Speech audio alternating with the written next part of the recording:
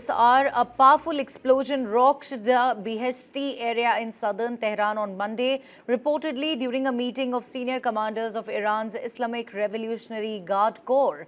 While official confirmation is still awaited, multiple sources have reported casualties and injuries in the aftermath of the blast.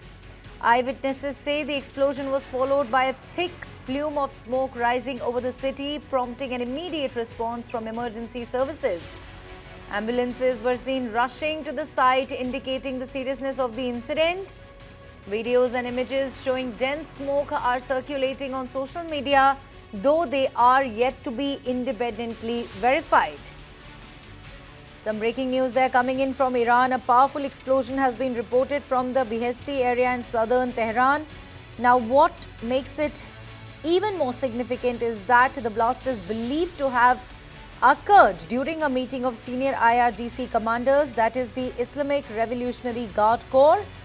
Sketchy details at the moment. There's no official confirmation from Iranian authorities yet, but several local sources are in fact reporting casualties. Eyewitnesses described a loud explosion followed by a massive plume of smoke rising into the sky. Emergency services, they're also rushing to the spot. There are also visuals doing rounds on social media, smoke billowing, some chaos on the ground, but these videos are in fact to be independently verified.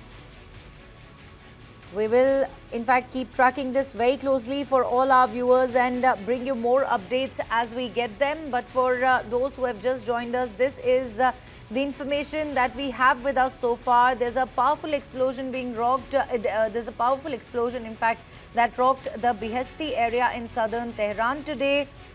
And in fact, the powerful explosion rocked the Beheshti area in southern Tehran on Monday, reportedly during a meeting of senior commanders of Iran's Islamic Revolutionary Guard Corps.